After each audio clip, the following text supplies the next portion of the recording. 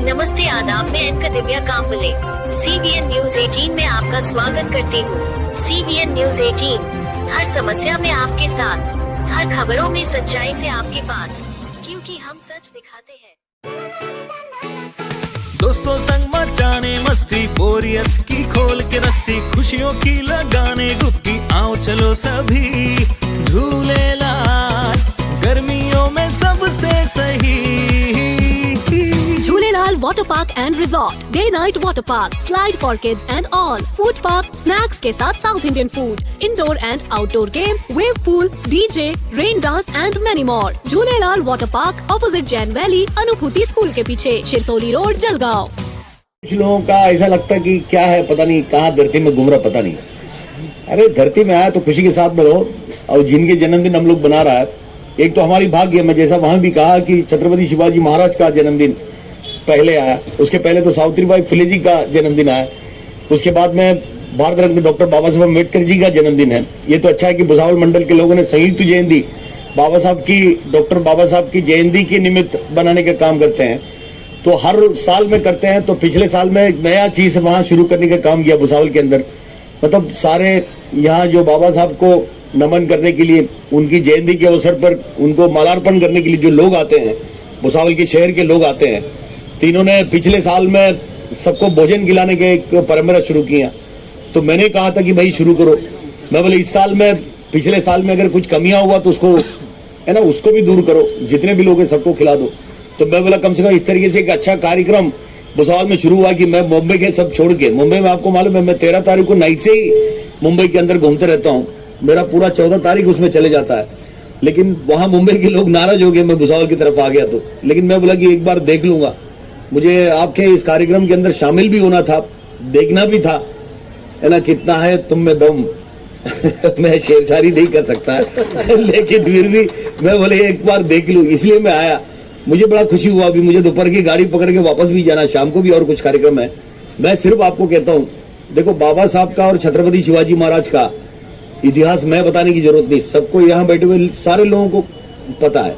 मैं उस चीजों में नहीं जाना चाहता हूँ, शायद मैं कहने में कुछ कमियां हो सकता है, लेकिन एक चीज मैं कहना चाहता हूँ, आज के जो दुनिया में हम लोग जो जी रहे हैं, चाहे छत्रपति शिवाजी महाराज का बात करो या भारत रत्न डॉक्टर बाबा साहब अम्बेडकर की बात करो, दोनों के नाम से बहुत जिया है ना, बहुत जिया लोगों ने, आज भी जी रहा, आगे भी जिएंगे, लेकिन उनके दोनों के विचारधारे पे चलने के लिए कितनी कोशिश कर रही है, बहुत बड़ी बात है। मैं आपको कहता हूँ ये ना, आज के दिन में उसकी जरूरत है, क्योंकि हम लोग, बाबा साहब नहीं होता तो संविधान नहीं होता, सच में संविधान नहीं होता, संविधान नहीं होता तो आज के जो प्रधानमंत्री शायद प्रधानमंत्री भी नहीं बनता, है ना। संविधान में प्रधानमंत्री को किसने प्रधानमंत्री बनाया था? आप 2014 के भाषण में सुनो, हमारा आदरणीय प्रधानमंत्री जी ने खुद कहा मैं क्या था, और मैं अगर प्रधानमंत्री बना तो संविधान है जो भारत के, उन्हीं ने हमको प्रधानमंत्री बना, उन्होंने खुद की वक्तव्य, मैं नहीं कह रहा हूं। और हम लोग भारत सरकार की कर्मचारी हैं, सरकार की कर्मचारी मतलब बाबा साहब ने बनाए हुए संविधान के जरिए कहते कि हम सरकार की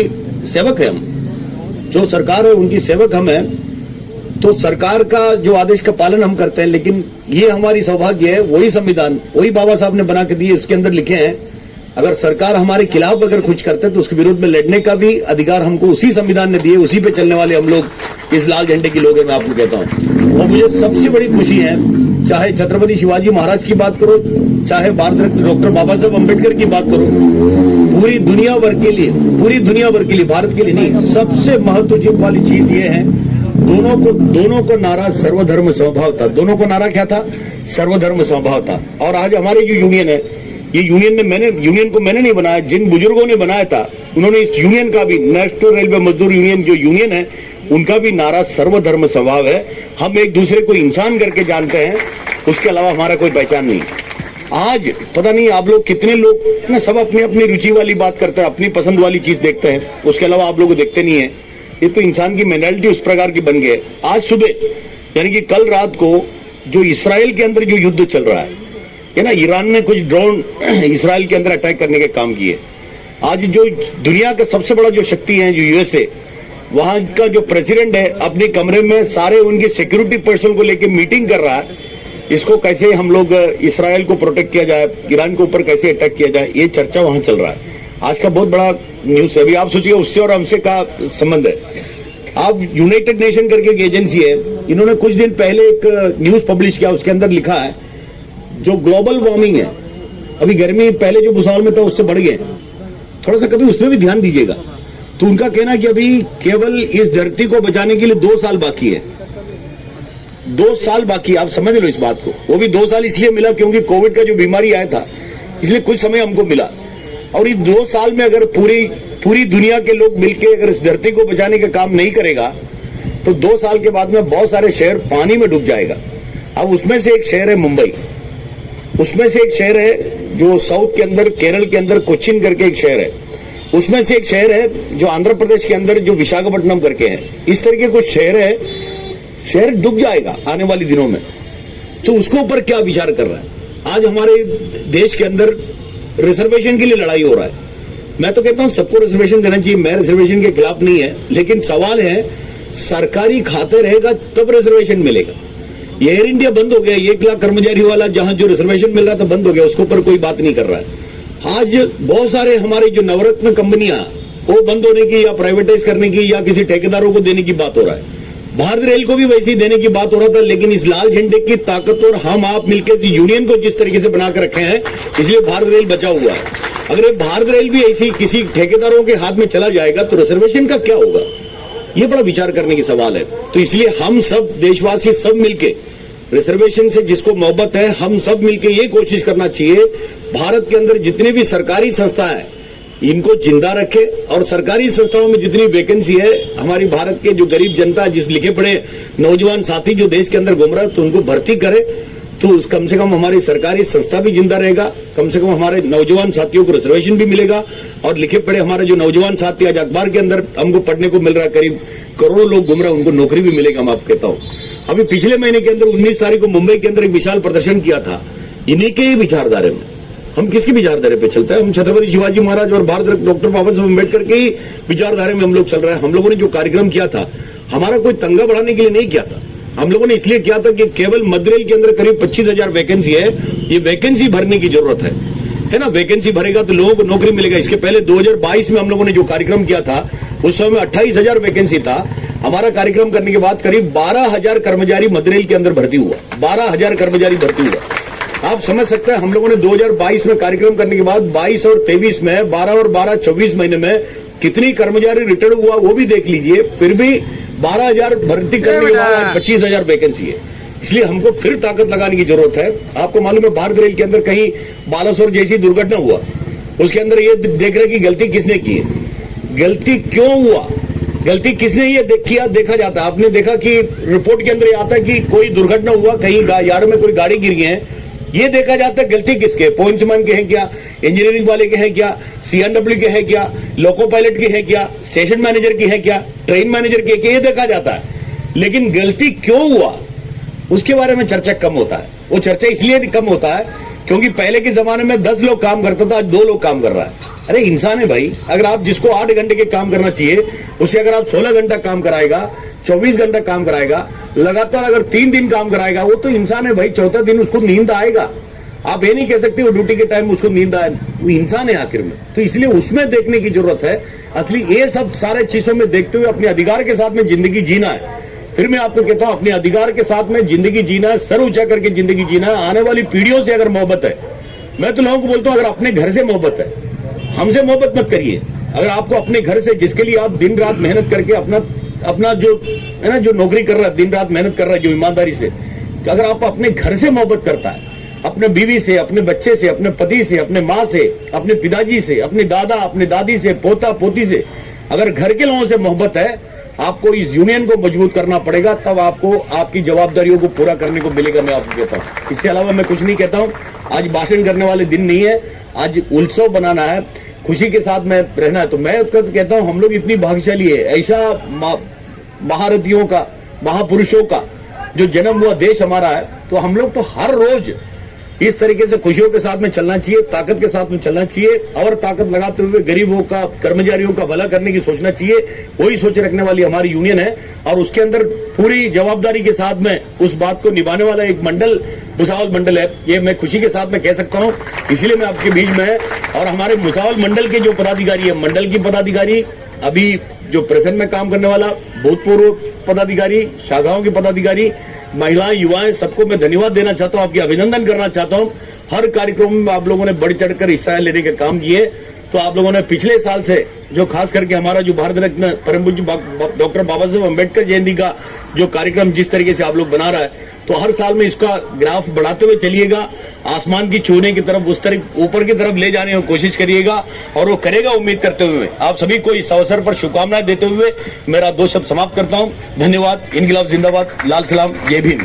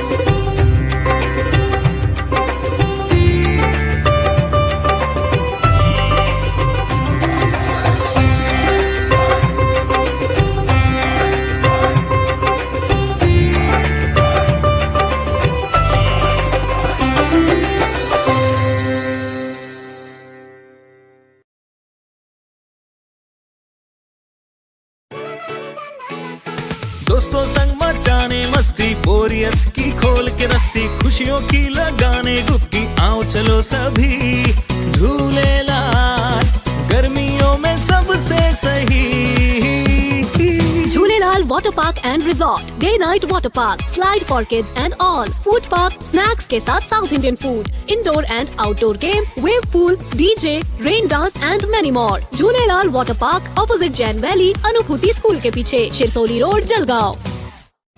मैं अलविदा लेती हूँ आपकी एक दिव्या कांबले. देखते रहिए CBN Press the bell icon on the her YouTube समस्या में आपके and never साथ, miss another हर खबरों में सच्चाई से आपके पास, क्योंकि हम सच दिखाते हैं. हमारे CBN News 18 चैनल को सब्सक्राइब करें. जय हिंद, जय महाराष्ट्र.